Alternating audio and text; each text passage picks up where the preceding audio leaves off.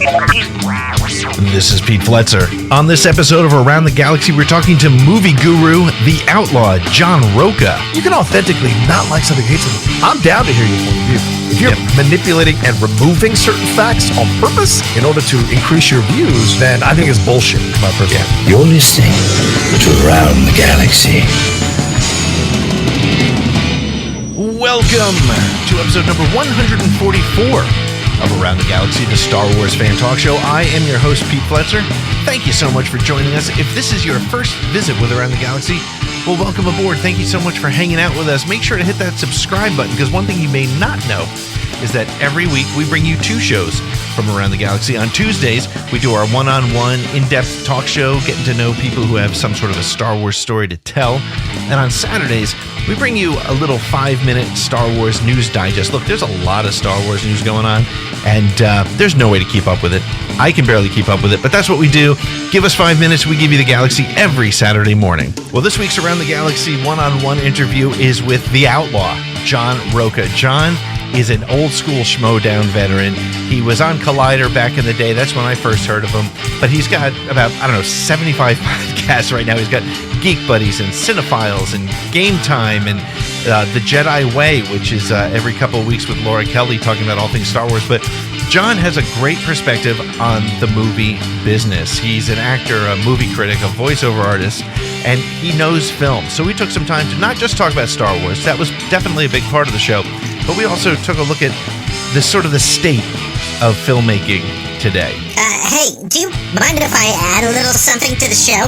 Well, there is a first time for everything, AT. Oh, that's nice. I was going to ask you, are you still doing that Patreon thing? Yeah, we do still offer the Patreon program. Yeah, no, I noticed you hadn't been talking much about it. Well, not a particular reason. Oh, okay. Yeah, if I understand it correctly, for as little as $3 a month, you can be part of the live virtual audience when you record the show, right? That's right. For as little as $3 a month, we offer. No, I can't do this anymore. This is this is not natural for me. Oh, what is it? I'm not a pitch man. Oh, if you want to forget to tell your listeners about the Patreon program, I haven't forgotten to tell the listeners about it. If anything, I've been just making some more room for you during the opening of the show. Not my issue. Okay. Right? Well, okay. Why don't you just? No, that's cool. Just read a review. I'm going to go ahead and read this review then. Yes, please just do that. Okay.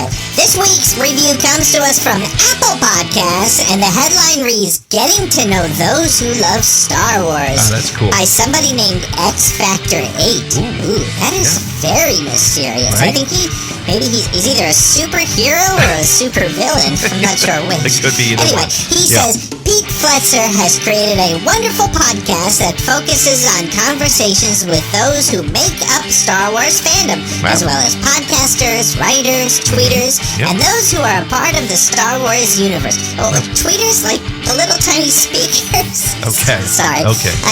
I'm such an audiophile. You had no idea, did you? I'm sure, yeah. He goes on to say, Pete's style will draw you in, and his insightful questions to his guests help you better understand the fandom and where clues to new Star Wars content comes from. That's really nice. Please check out this pod.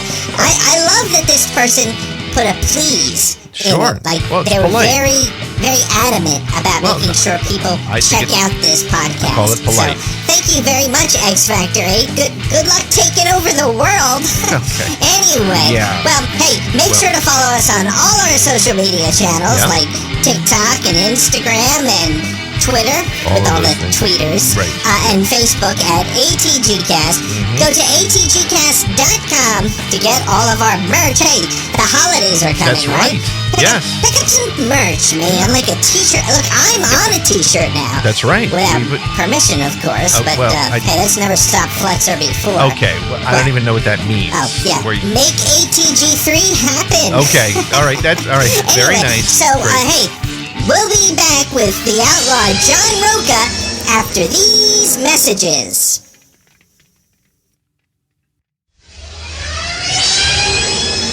Hey everyone, this is the outlaw John Rocha, and you're listening to Around the Galaxy. John, thank you so much for joining us. How are you? Good. Thank you very much. Very kind of you to have me on. Excited. And I'm excited to have you on. As I was saying, it's it's interesting. I've been, a Star Wars fan my whole life, and got into some of the some of the YouTube channels and some of the podcasts started to come out. And you were one of the first ones that I discovered through the back in the Collider days. But now you've got Gametime, you've got Geek Buddies, you got Cinephiles, you got the Jedi Way with Laura, of course, which is amazing. But tell me about your Star Wars journey when you first saw it and how it became a part of your life. Yeah, it was really funny. I think just like my nephew, I discovered it before I ever saw a movie. Like there were figures, there were toys that were available when I was a kid, and to age myself a little bit, the movies came out while I was alive, all of them. So to me, that was an experience as a young kid. My parents did not take me to the first Star Wars movie, but I was aware of Star Wars toys when I would go into stores. So I'd had them buy me stuff, and I didn't even know what it was all about. And I remember the big item they bought me was this Obi-Wan Kenobi kid's bathrobe, like a robe you could wear, or bedrobe, whatever you wear around the house there. And I remember that finally they were showing A New Hope on CBS, the movie of the week. This was a massive deal. My parents let me have the downstairs living room to myself so I could watch it. They were upstairs because they were not going to watch this sci-fi. My parents are immigrants from Bolivia. They have no idea what this nonsense is. So I was like, okay, great. So I'm watching it down there, and I remember just the experience sitting on the ottoman, watching it all there on the screen and just being blown away. When I say screen, thinking it's a 75, it was like a 30-inch, 25-inch screen, whatever it was. It was not, but like for me, that was a big deal to watch it that way. And I remember when Kenobi died, I remember screaming and crying and jumping up and down. My mom came, my dad came, like, what's wrong with you? I was like, I can't believe it. How could this happen? And then they calmed me down, and then the Luke moment happens. So when the Luke moment happens, I'm jumping up and down and screaming again, but in a good way when he blows up Death Star. So it was just a heck of an experience. So for me, from that point forward, Star Wars became something that I was a fan of going forward, and went to see Empire Strikes Back and Return of the Jedi in the theater. So yeah. You've turned you've created a career out of being a movie fan and an expert and cinephile and all that. Was that one of the influences? Were there other movies as a kid that stuck with you? Or I think what Star Wars did was lay the foundation of appreciating a franchise, or appreciating something that not everybody else was into. Yes, the nerds and the kids and people went to see it and they loved it, right? Certainly it was a big deal, and so was Jedi, and so was Empire Strikes Back. But like when you were getting bone deep into the conversations, not everyone was out there arguing about species versus droids and versus humans and all those concepts. And that's where I kind of maybe started having those first conversations about what can a character do? What is the meaning? What is the purpose?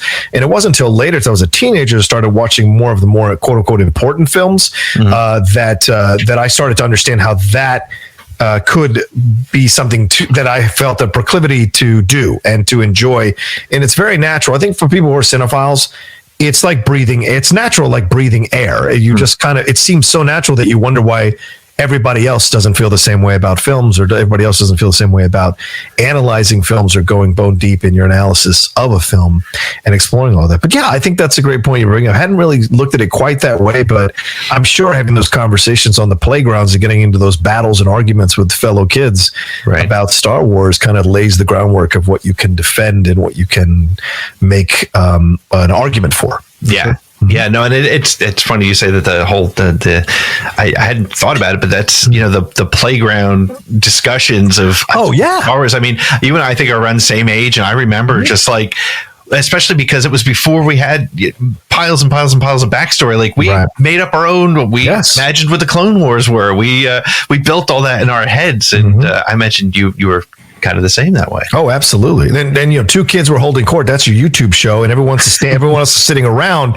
They're the commenters. Everyone else is standing around. The two kids are going at it. That's your YouTube show. And so just even there, you can see the foundation of what we all do now. Yeah. No, it's true, and it's something about Star Wars, especially at that age. Like you, I was alive before Star Wars, and but there's something about this franchise. It's been a common sort of theme of conversations lately that I've had with people on the show. It is, there's something about Star Wars that makes you want to be a part of it. You want to own something. I mean, you look behind me, I got all these crazy helmets. You probably have collectibles behind you there. Oh, yeah.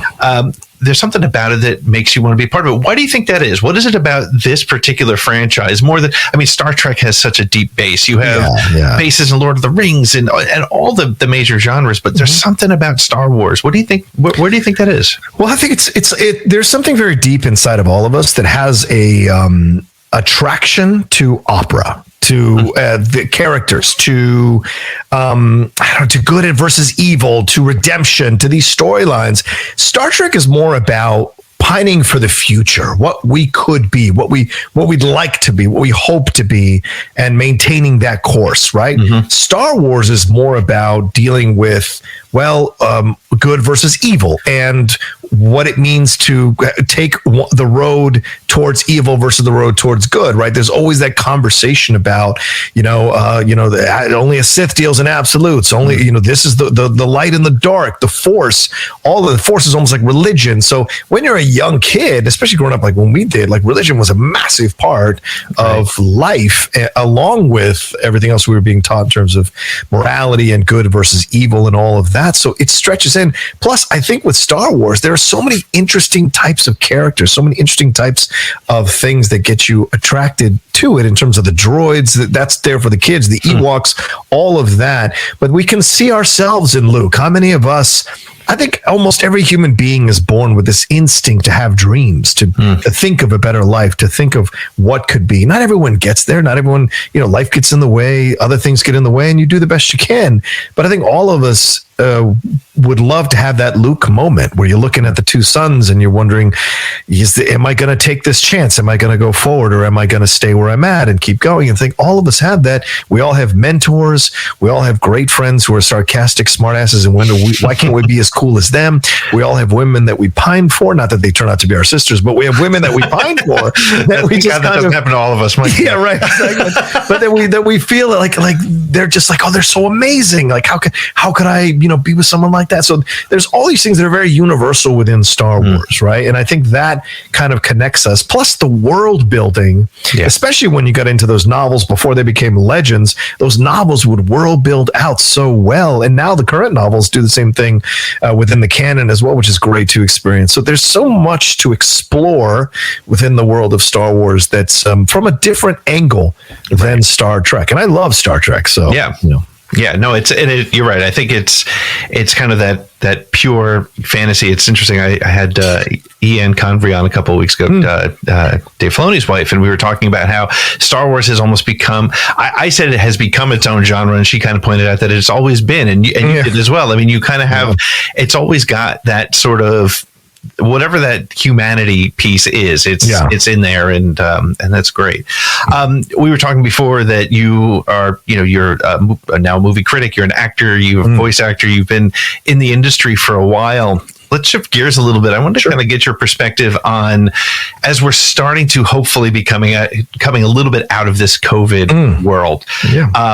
And things like there was just a quote today when we're recording from Ridley Scott, sort of complaining about the failure of his The Last Duel, and he blamed millennials, and I blame where we are. I mean, it's easy. I have to say, that's one of those things that drives me crazy when one of your favorite filmmakers just says something like, "Oh no, it's never them. It's always someone else." Right. I made a movie nobody liked or nobody wanted to go see.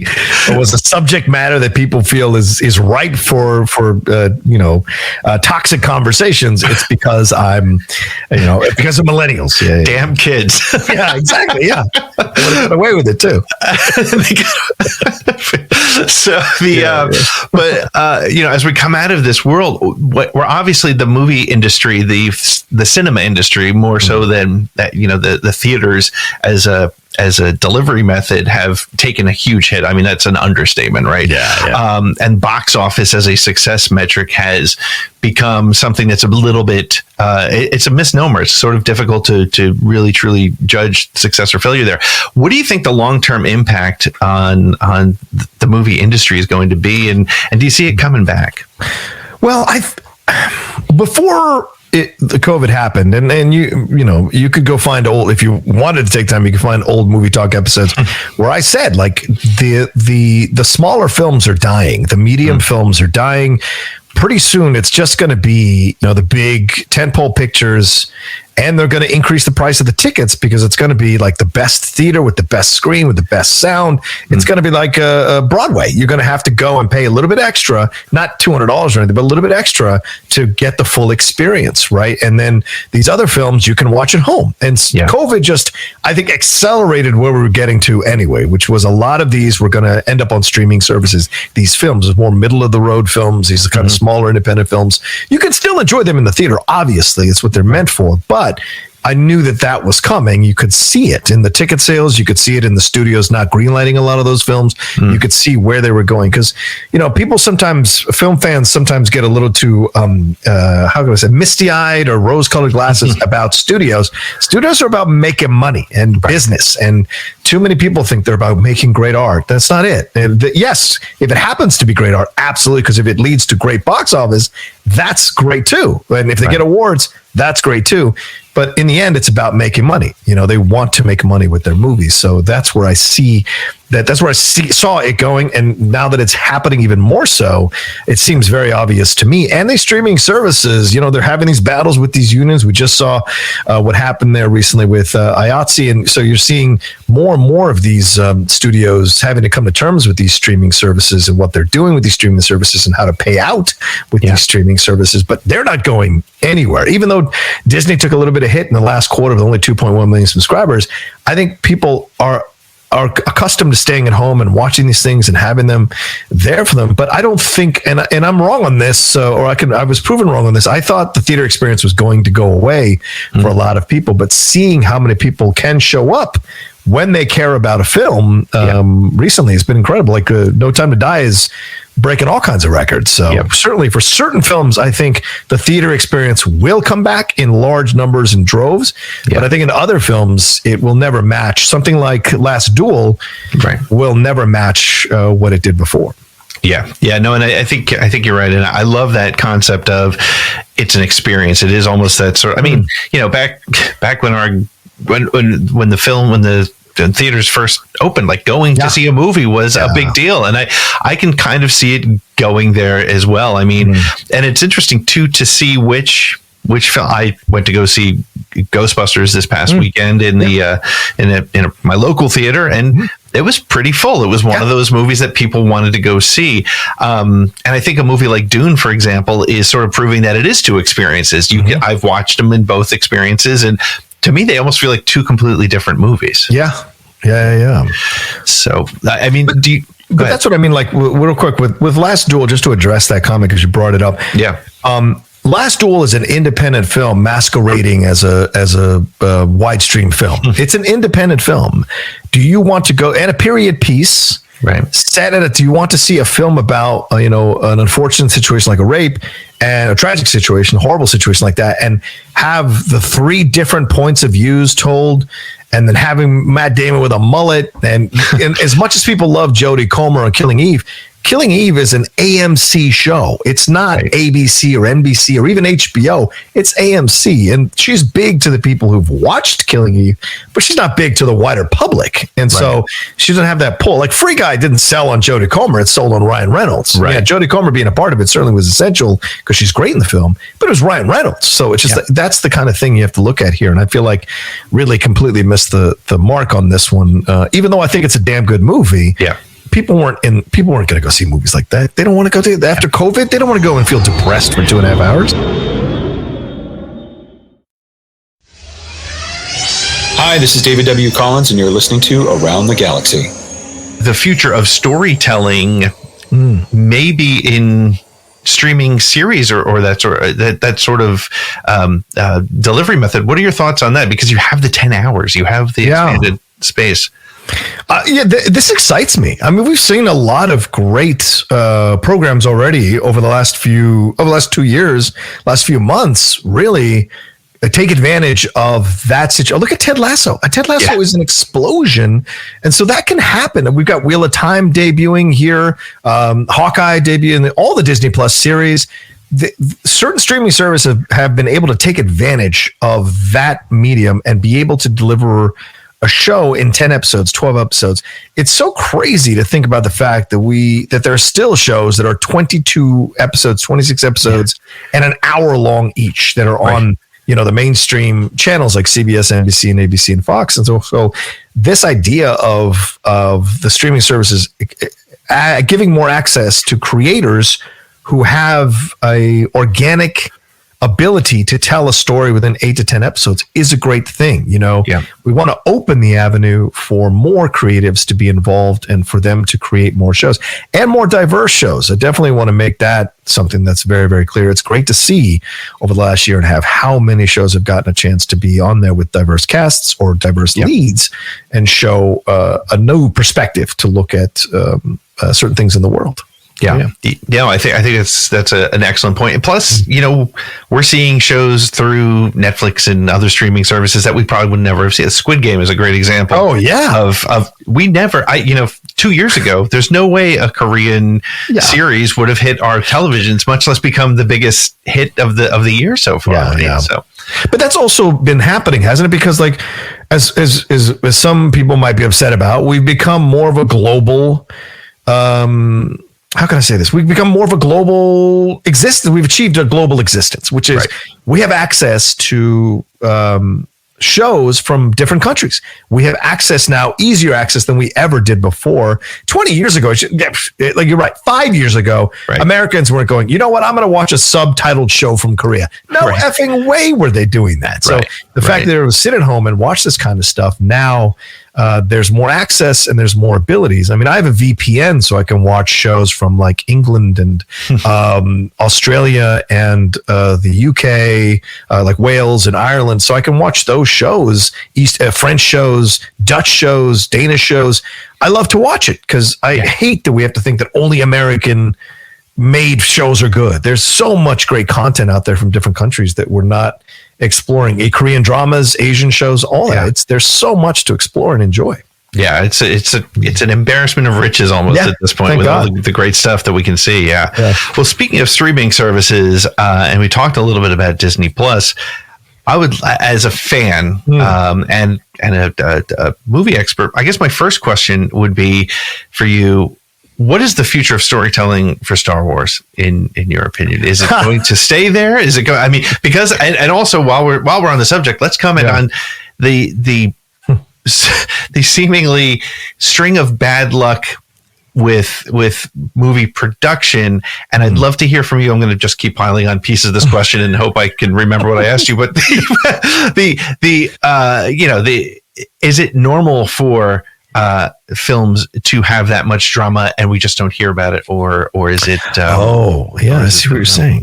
Well, in terms of storytelling, I'm excited for where we're going. I mean, Mandalorian really, for those people of us who weren't the biggest fan of the sequel trilogy, and nothing to do with the actors, all to do with the overall story and production of those.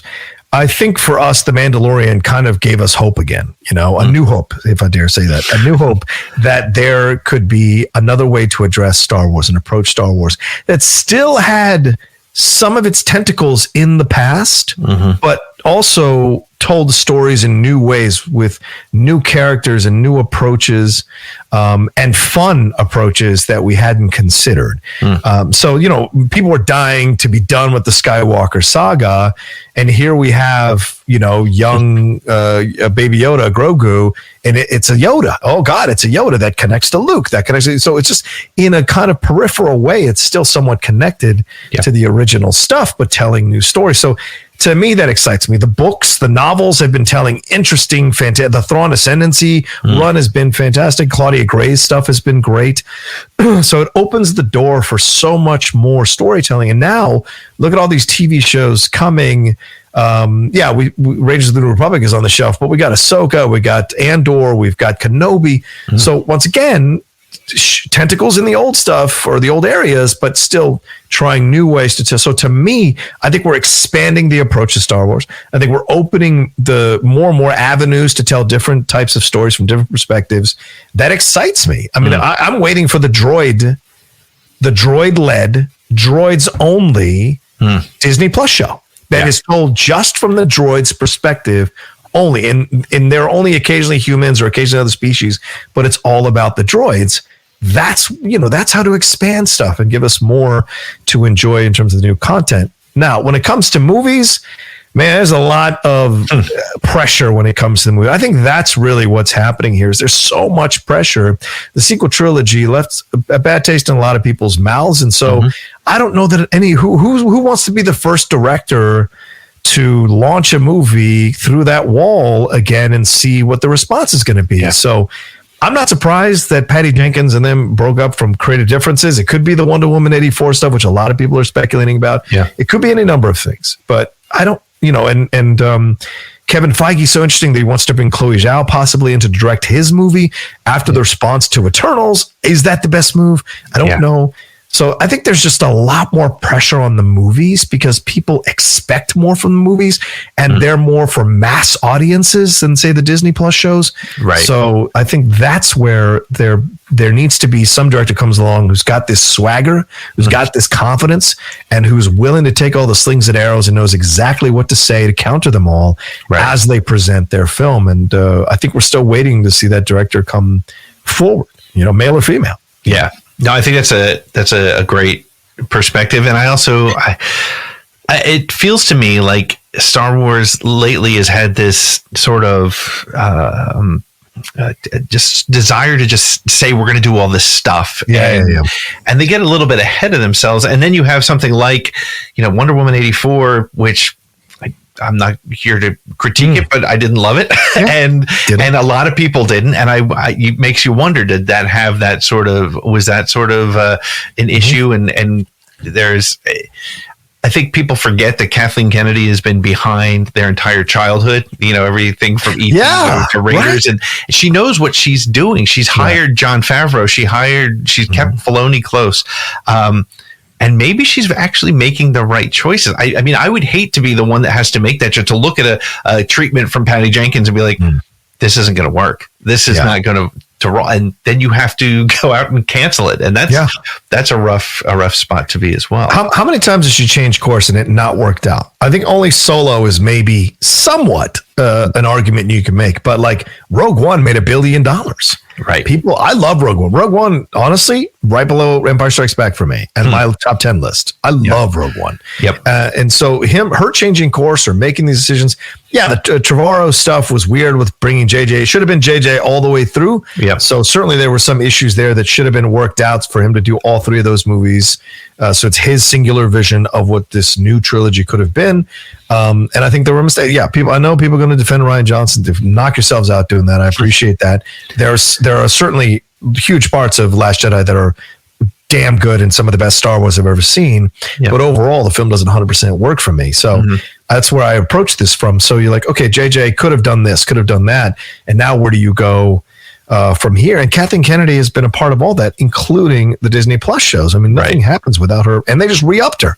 So it's like, clearly they're making enough money here and they're seeing enough positivity behind the scenes that they know this is the person to go for. Plus, who wants that job? Yeah. I mean, honestly, dude, who wants to take that job on and deal with all the onslaught of criticism and these people who run YouTube channels who live off tearing her to pieces so they can get clicks and likes? There's so many people like that who just take advantage of that woman in that position. It's just, who wants that job? Like president. Who wants to be president? That's like a tough job. There's got to be something to do. I know, right? Do you think the click hate sites, do you think that's influencing some of the director choices? Like not from Kathleen, but from the guys and girls who are saying, I would like to do this or not? Or do you think they're kind of, they all like to say they ignore it, but does it have an influence, do you think? Oh, no, I don't think they ever ignore it. I think it's all a lie. It's like when you interview a sports guy, like, I don't listen to the media. Bull. They all listen to this stuff, just like we do, because they're human beings. Right. I have yet to meet one person who is maybe my girlfriend. She really doesn't care what anybody thinks. She's incredible in that way. I envy her for that. But I've yet to meet one person who solidly doesn't give a crap what anybody thinks and just goes forward and does their thing. Everyone kind of hears the noise. Yeah. But I don't know how much of that necessarily influences. No, I think Kathleen's like, look, this is the deal. This is what it doesn't work for us. You're out. Yeah. I mean, it happened with Trank. And so she has no problem cutting the cord when she feels she has to cut the cord. I mean, look, that's a female director that she just kind of had a creative difference with over Rogue Squadron. So I appreciate the fact that she's willing to cut when it needs to cut and move on to the next thing because she wants it to succeed. And not a lot of producers can do that because it takes a certain kind of steel to be able to do that.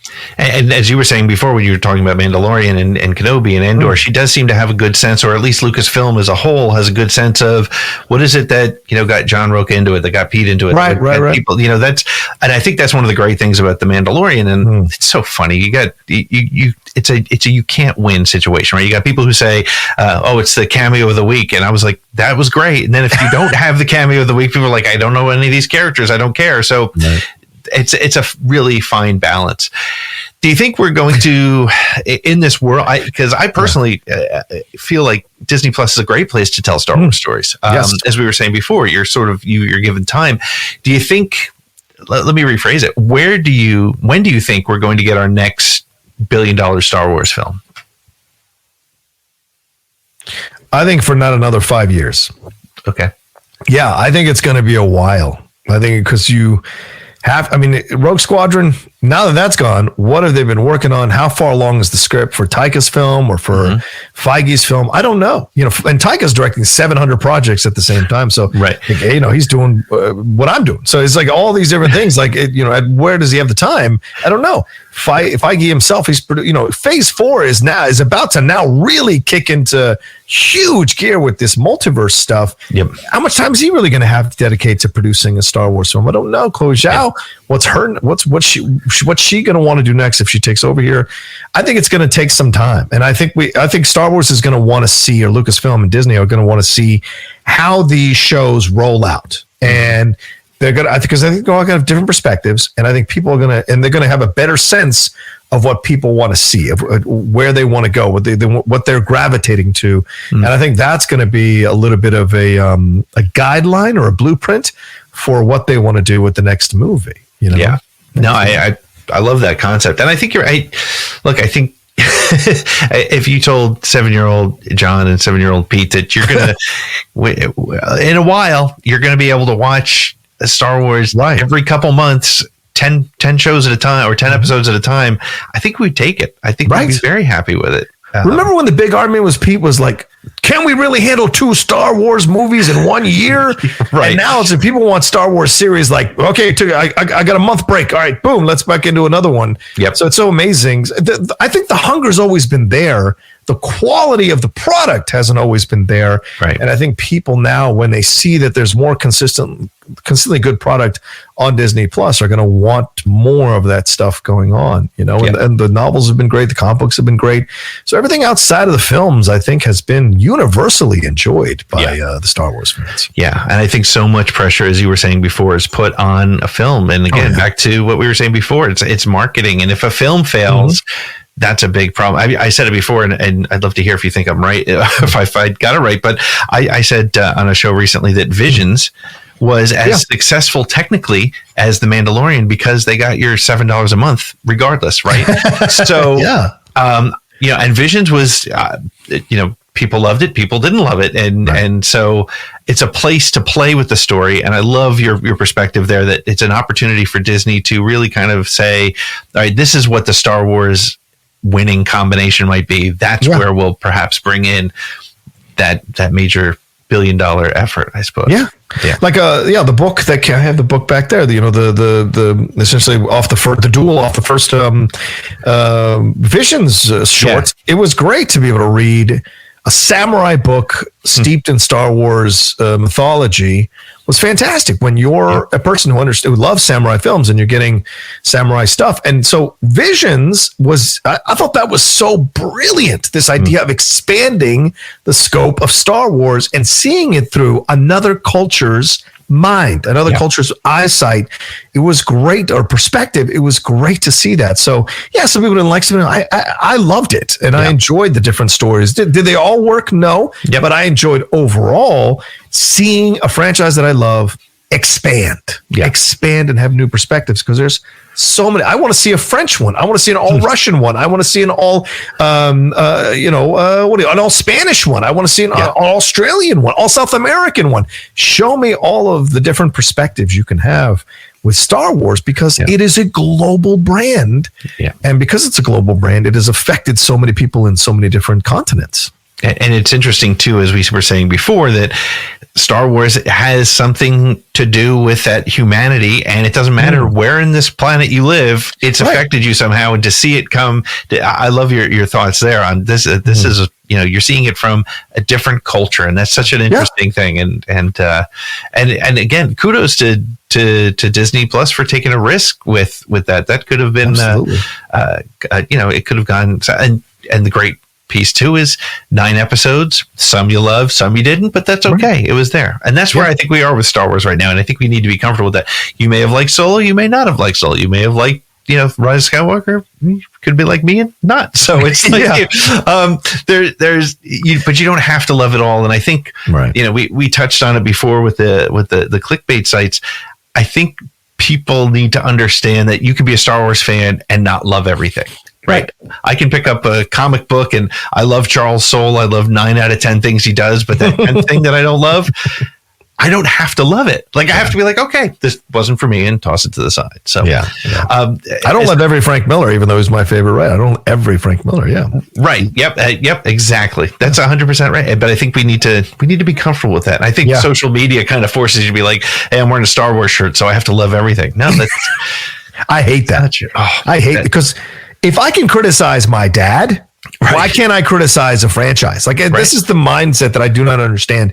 Just because I criticize something, it doesn't mean I'm coming from a place to destroy it. I'm coming from a place to try to improve it or offer my 2 cents about how it could be improved. And that's it. And too many people take criticism as hate, and it's not. And it frustrates me. Are there clickbait sites, as you said, that merchandise hate? Yes. But I don't listen to those or read those or watch those. I recently watched one for He-Man, Masters of the Universe. I watched a 9-10 minute video. This thing had 600,000 views on it, and it tore the first half of the show apart, season apart, but it left out so many critical plot points on purpose in order to get to focus on the things to hate without showing you the reasons for why certain things happened. And it was such a manipulative video that I was like, wow, man, people really go to sleep at night and wake up in the morning and think this is okay and feel good about themselves making this kind of content. These are lies. You're telling lies to market and put money in your pocket and hurting creators because of it. You can authentically not like something, hate something. Give me legitimate reasons that factor in everything. I'm down to hear your point of view. If you're manipulating and removing certain facts on purpose to come to a wrong conclusion in order to increase your views, then I think it's bullshit.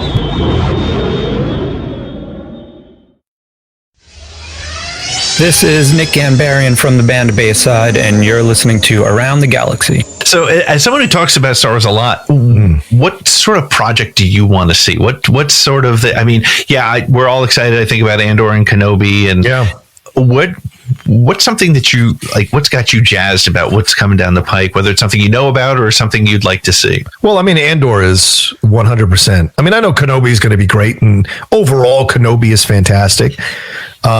But for me, it's Andor. I mean, a Latino-led show with someone who is authentically full-on Latino in Diego Luna is exciting. And exploring Star Wars through that prism, through that point of view, through that experience, I can't wait to see. Yes, will there be universal things? Sure. But I certainly hope there's a little bit of allusions to his culture or what have you, because we've seen allusions to other cultures through other people's perspectives, mostly white in Star Wars. And so I'd like to see something more. I'd like to see something different. And so Andor really excites me. And people were mad that we didn't get a trailer on Disney Plus. I get that. I totally listen. The guy who loves to get some trailer reactions, get some views. I totally get it. But at the same time, if they're not ready to show anything until they're ready, then you just wait and you get ready. I'm cool with waiting because I want it to be good. I mentioned the droid thing. That's interesting. But I do want to go and explore some more of Vader. We've opened the door with having Hayden Christensen coming back for these 2 projects now with Ahsoka and Kenobi. But there is so much more of Vader that is explored in the comic books that I really love. Like the stuff with Dr. Aphra is so interesting. And so there are so many more levels to explore with Vader beyond Clone Wars and before A New Hope. And even in between those movies, there are adventures to explore. So for me, I think it would be fun to kind of open that door up again and see some. I mean, people lost their minds from that Rogue One scene. So to have more of that fleshed out would be really, really interesting, you know? Yeah. I mean, the Skywalker saga is almost Vader's story completely, right? I mean, so I'm down for more Vader. That would be fantastic. Yeah. So, well, John, I do this thing on the show. It's a 10 question segment, and it's sort of like, it's sort of like Inside the Actor's Studio. But, but you know, hey, ultimately there's no wrong answers. I won't judge you. People listening will, of course, but I hope so. They're Star Wars fans. They're going to at you, and it's going to get ugly. But so here's the 10 questions. Short answers, long answers, whatever you like. And, so we'll go from there. So we'll start. I think you mentioned it, but what's your favorite Star Wars movie, TV show, or book? Well, still Empire Strikes Back. Still, although Rogue One is the first one to ever come close to even challenging that for so many reasons. But yeah, it's still Empire. It probably will be Empire until something even more incredible comes along on a movie-wise scale that blows my socks off. Yeah, it would be tough to knock that one out, but I'm with you on that. What's your favorite non-Star Wars movie? What do you mean, like franchise, or do you mean like overall? My just favorite any film that you can just sit down and watch. Well, I mean, Citizen Kane is my number one favorite film, bar none. It's about to come out in 4K on Criterion, and so I'm excited for that. But that's such a boring answer. I give that answer all the time. I'll say Seven Samurai. Seven Samurai is a 3-hour epic. Talk about a film that crosses barriers, crosses any kind of limits you might have, that explores the importance of camaraderie, the importance of bonding within people from different walks of life with an overall goal to stop something evil happening to people who are defenseless. And that just speaks volumes to who I am as a person and what the stories I've always gravitated to. And so Seven Samurai, and plus it's Akira Kurosawa, who's become my favorite director. Yeah. It's one of the greats. So to me, that's a film that I always come back to and put on and enjoy for sure. That's great, and that explains why you loved Ronin and that one. I mean that was one of the most amazing things. I'm not a huge anime guy, but that first episode in Visions didn't feel anime to me. It felt Kurosawa to me. Yes, so I think that's why I was attracted to it. Yeah, so that's a great call. All right, so describe Star Wars in 3 words or less. Oh my God! Come on, it's a Star Wars podcast, man. Jesus Christ, 3 words or less. If you go over by 1 or 2, I'm not gonna kill you. But look, there's a great quote from George Plimpton, and it's a poem, and it's from Muhammad Ali. And he says this on the When We Were Kings documentary. And Ali said, someone gave some poem that's a couple of words long, and it's 2 words, but there were longer letters in the words. And Ali said, me, we. So me, we. And I think that's Star Wars. It is personal, and it's for everybody. And that's what really sums up Star Wars to me. It can be my journey and our journey at the same time. And there's a power in that I think not a lot of franchises, and I don't think Marvel is the same way in any way, shape, or form. Star Wars is. You can pick a character that you can feel the most connected to, but still enjoy their personal story, but still enjoy the overall story and how they fit in the overall story. And we are me and we as well in our society. So I think that's I think that works for me. That's great. And it's interesting you mentioned Marvel there, because there's something about, I mean, when you think about the biggest franchises in history now, right? I don't know if I've gone to see a Marvel movie more than once in the theater. There's 1 or 2 that I may have gone to. Yeah. It's not because I don't love them. It's not because I don't have the best time watching them. You know, they're great for that. I mean, I'll watch them on TV again. Yeah. But I don't go back to the theater. Like I saw Rogue One like 5 times over that first weekend, you know? Yeah.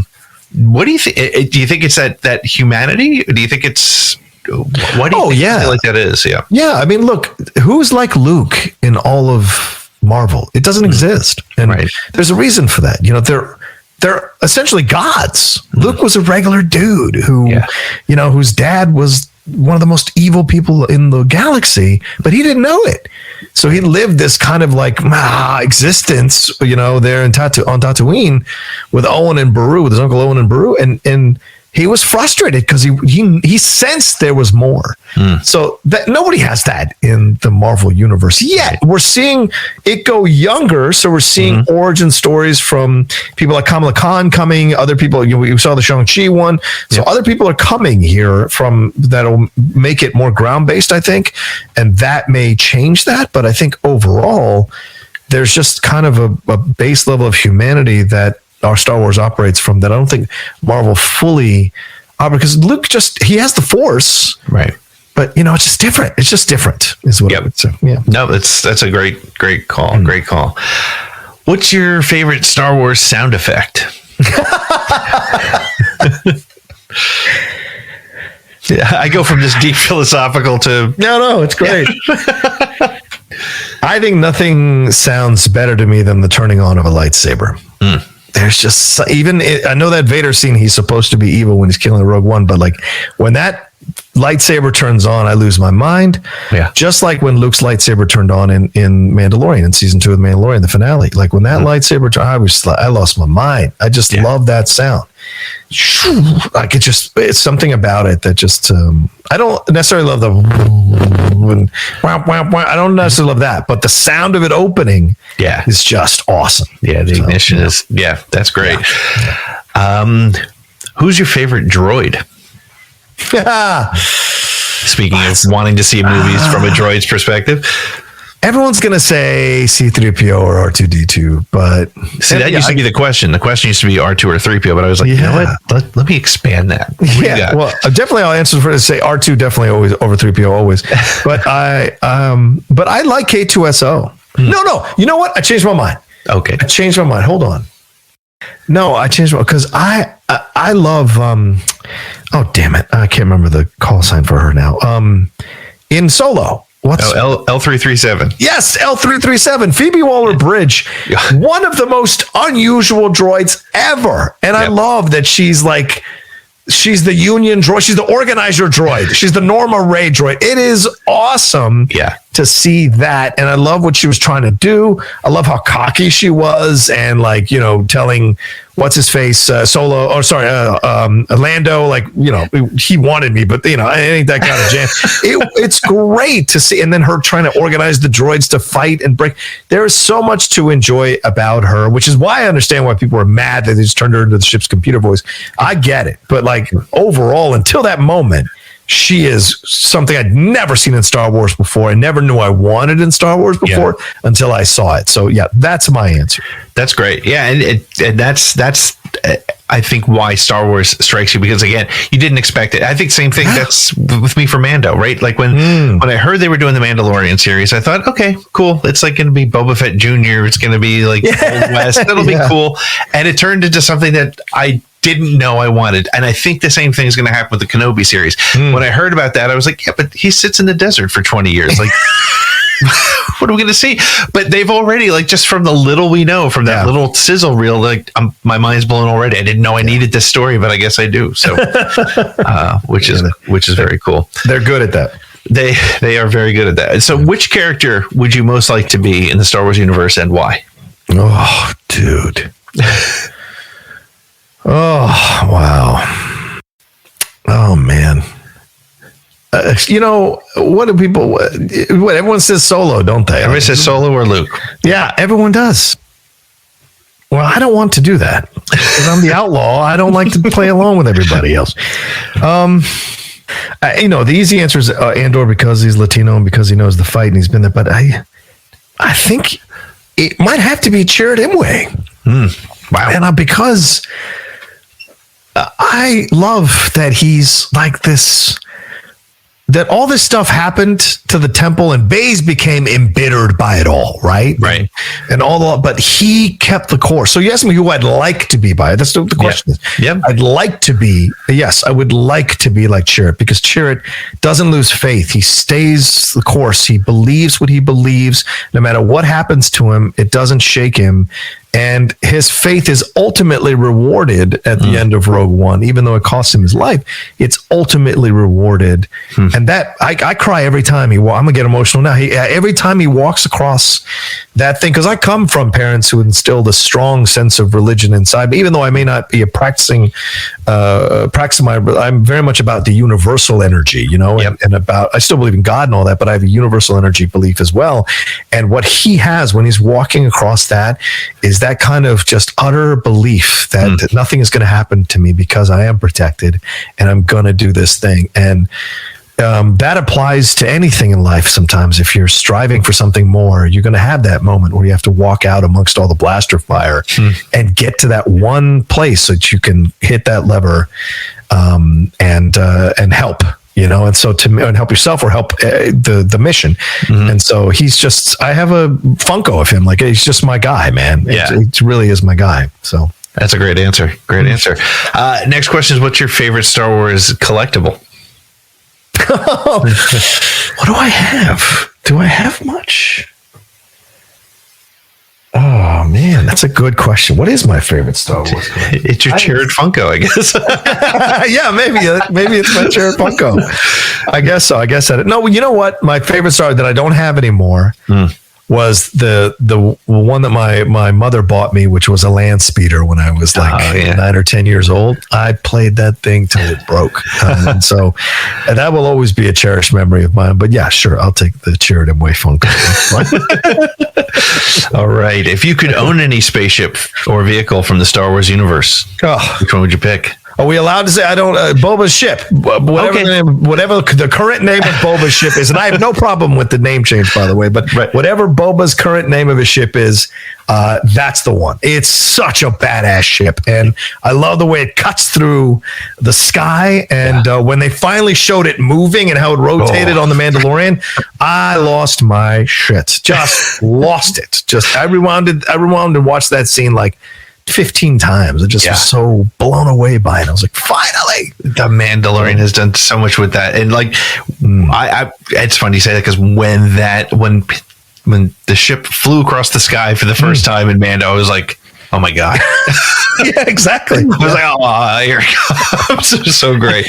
What's that? I saw this great cartoon after Force Awakens came out where the guy goes in as like a 40-year-old guy, and when he comes out, he's 10 years old. Yeah. And that's what it felt like. Watching that ship, you're like all the way back down to being a 10-year-old kid and marveling, or being a 9-year-old kid sitting on the ottoman watching it on the screen. Amazing. It just blew me away.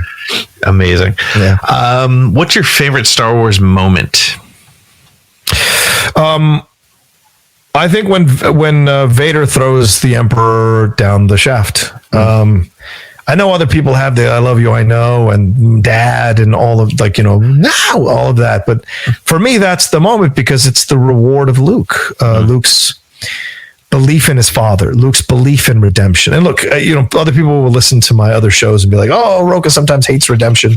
Yes, I hate that they cop out to it sometimes now. Yes, but at that time, no one thought that was going to happen. Right, just like no one thought Vader was his dad until that moment. No one thought Vader was going to pick up the Emperor and throw him down, know. And when he did, and the fact that it cost his life, and when he took off the mask and has that exchange when he says, and maybe that's my favorite moment. It says, "You already saved me." Is that what he says? Or you did? Tell your sister you did. Tell your sister you were right. Yeah. You were right. That's it. That's the moment. Tell your sister you were right. Not the shaft. Tell your sister you were right. That's the moment, because it's delivered so well in that moment by that actor who gets like 2 minutes of screen time. Yeah. Delivers it so perfectly, but it's the culmination of Luke's belief in the good of people. And don't we want to believe that? Even though we have numerous examples of it not necessarily coming true, there are examples of people turning around, people changing their lives, people embracing being a better human being. And that's what even the worst person can possibly be redeemed. And I think that moment proves that. And it's why it rings so true for me. Yeah. That's great, and it's right at that pinnacle. It's so great. The last question is, what is your go-to Star Wars quote?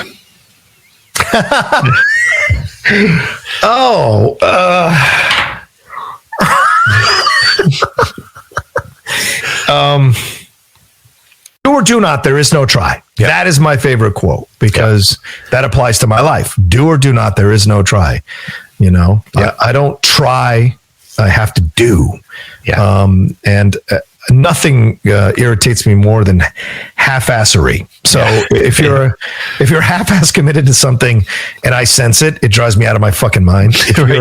If you're half-ass committed to a relationship, get out. If you're half-ass to anything, whether you're creating something either, too. If I'm excited to see this and you're half-assing it, nothing drives me more insane. So that's I have to agree with you on that 100%. I've, doing podcasts, having been in bands my whole life. God. You go see a band and you're like, why? What's going on there? Why are they there? John, thank you so much, man. This was a ton of fun. I loved the conversation. Where can people keep up with you on the interwebs? Yeah, you can always follow. First of all, thank you for having me on. Hey, Pete, it was great to meet you and great to be on. This was a lot of fun. An hour flew by. But you can find me at The Rocha Says, ROCHA, on Twitter and on Instagram. And head on over to Twitch if you want to follow me. The Outlaw Nation, all one word there. Do stuff on Twitch as well. And my YouTube channel where I do all my stuff, youtube.com/John Rocha Says. So you can see all the stuff that I'm doing, including the Jedi Way, which I do every couple of weeks with Laura Kelly, either Wednesday or Thursday, depending on her schedule. We do either live or pre-recorded show about Star Wars. And our approach to it is not like, what's current? What are we talking about now? It's more a matter of like, what's a concept that we've wanted to talk about, or a relationship or a character or anything like that. We will address the occasional big news, but it's mostly about exploring Star Wars from a philosophical point of view. And so that's the show we have on there as well. Plus the Geek Buddies and Top 10 and the Cinephiles are all podcasts you can listen to. And December 4th, one last time under the breach, dear friends, the Outlaw takes on Dan Murrell in my retirement match at Schmoedown Spectacular live in LA. So if you want to come see me, and I will have a table, so I'll be signing stuff. Awesome. So I will be there as well, doing stuff there for the Schmoedown Spectacular. That's great. Well, good luck with that. Congratulations on your retirement from Schmoedown. Enough, man. 7 seasons. Wow, that is a long time. But thank you so much, John, and I hope to speak to you again soon. Thank you very much. Well, that wraps it up for this episode of Around the Galaxy. Thank you so much to John Rocha, and thank you for listening. If you had fun, please like, subscribe, share, rate, and review it. If you really liked it, make sure to check out our Patreon page at patreon.com/ATGcast, or head on over to our website at atgcast.com. Follow us on all your social media at ATGcast, and, tell a friend, tell a family member. Like I said, it's the holidays. When you're stuck talking politics, shift that conversation over to, Star Wars and say, by the way, great podcast, Around the Galaxy, great Droid, ATG3, all that stuff. Our music is brought to us by the band Silver Colored Knob, and this has been copyright 2021 Pete in the Seat Studios.